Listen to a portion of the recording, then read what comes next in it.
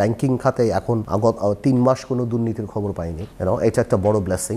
দুর্নীতিটা এত খারাপভাবে চলছিল এবং আপনার যারা আছে ছাত্র বলেন বা মন্ত্রী মিনিস্টারদের কোনো পার্সোনাল এরকম খারাপ কিছু আমরা শুনতে পাইনি। এই জিনিসগুলি অনেক ভালো আমাদের জন্য। হ্যাঁ, যেটা আপনার যে কারণে পুলিশের উপর এত রোষটা ছিল, ওরকম 7 দিন এই দেশে ললেস থাকার পরও মোটামুটি কন্ট্রোল হয়েছে। মনে করি সরকার ভালো কাজ বা যা চাচ্ছে সেটার প্রসেসটা স্টার্ট হয়েছে। যেহেতু সংসদ কমিশনগুলি করা হয়েছে, ডিসেম্বর জানুয়ারির মধ্যে রিপোর্ট দেবে। আমার মনে হয় তারপরেই আমরা বুঝে যাবো নির্বাচনী রোড ম্যাপটা কবে হবে এবং জনগণের ক্ষমতা কবে জনগণের হাতে ফেরত আসবে। কিন্তু আমার মনে হয় যে আজকের দিনে এই বাস্তবে এই জিনিসটাকে আপনার বাস্তবে রূপ দেওয়াটা মুশকিল হয়ে যায়। রাজনৈতিক দল করে সেটাকে এস্টাবলিশ করে, বিকজ মাথায় রাখতে হবে যে এই ছাত্রদেরকে বলেন এই বলেন সরকার নামানো আর সরকার চালানো এক জিনিস না। 2025 ডিসেম্বর জানুয়ারি বা 26 জানুয়ারি ফেব্রুয়ারি ওই সময়টার মধ্যে আমার মনে হয় নির্বাচন হওয়ার সম্ভাবনা। সেটা তো আমরা বলতে পারি না সরকারের সাথে কি আলাপ হয়, কি সরকারের প্ল্যান কতখানি, সরকার কি কি সংস্কারে হাত দিতে চায়, সেটাতে কতখানি সময় লাগে। আমি মনে করি সেটা সেই সময়টাই যৌক্তিক সময়। আগামীতে কি চাচ্ছি, কিভাবে চাচ্ছি, সব ধরনের কাজে আমাদের চলছে। এটা যখন রাইট টাইম আসবে আমরা অফকোর্স সেটা জাতিকে আমরা জানাবো যে আমরা কি চাচ্ছি, কীরকম করে চাচ্ছি, সামনের বাংলাদেশকে আমরা কিভাবে দেখি, আমরা ইনশাল্লাহ সবই জানাবো। অত্যন্ত জরুরি, বিকজ সমাজের আরও অনেক স্টেক হোল্ডার থাকে, তারা রাজনীতির এই নোংরা পরিবেশ বা ধাক্কাধাক্কি করে তাদের পক্ষে রাজনীতি আসা সম্ভব না। কিন্তু এই কারণে ভালো মেধার কাছ থেকে আমরাও এক্সপার্টিজ বা এক্সপার্ট অ্যাডভাইসগুলি আমরা পাই না। তো আমি মনে করি উচ্চকক্ষতে যদি এই ধরনের সমাজের প্রতিষ্ঠিত মানুষরা থাকে তাহলে আমাদের জন্য দেশ চালানো আরও সহজ হবে। আমরা যদি আল্লাহ যদি চায় আমরা যদি সেই সংসদে বসি, আমি মনে করি সেটা ভালো। বিএনপির এই প্রস্তাব ভালো। তবে এই জিনিসগুলি আমি মনে করি গণতান্ত্রিক সরকার ক্ষমতায় আসার পরে এগুলি চেঞ্জ করে, because these are major changes in the constitution. হ্যাঁ, তো এই সরকার না হয়ে আমার মনে হয় গণতান্ত্রিক সরকার এসে চেঞ্জ করাটা আমার মনে হয় এটা বেটার।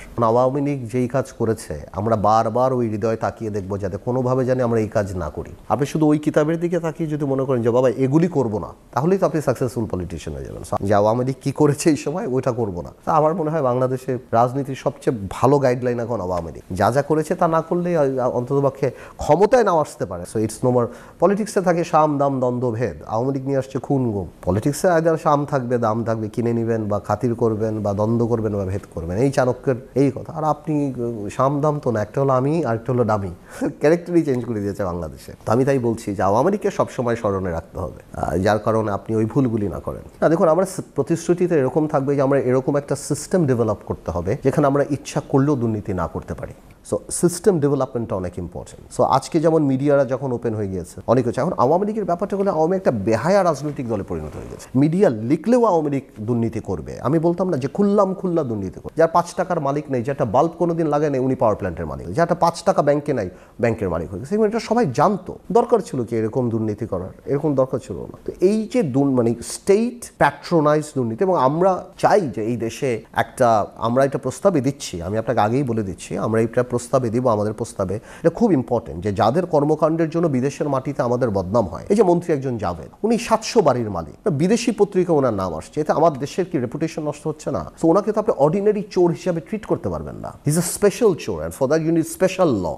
ইন্টিমিডিয়েটের ছেলে যে স্ট্যান্ডার্ড ছিল, আমি বলবো না সবাই খারাপ, বাট জেনারেলি ওই স্ট্যান্ডার্ড কিন্তু এখন অনেক লো হয়ে গেছে। সো এটাও কোনো স্বৈরাচার ক্ষমতায় থাকার জন্য এই জিনিসটাকে সবসময় তারা করে, যে মেধা যাদের থাকে তাদেরকে দাবিয়ে রাখার। এবং আরেকটা জিনিস সবাই মিস করছে, এটা খুব দরকার, ড্রাগস।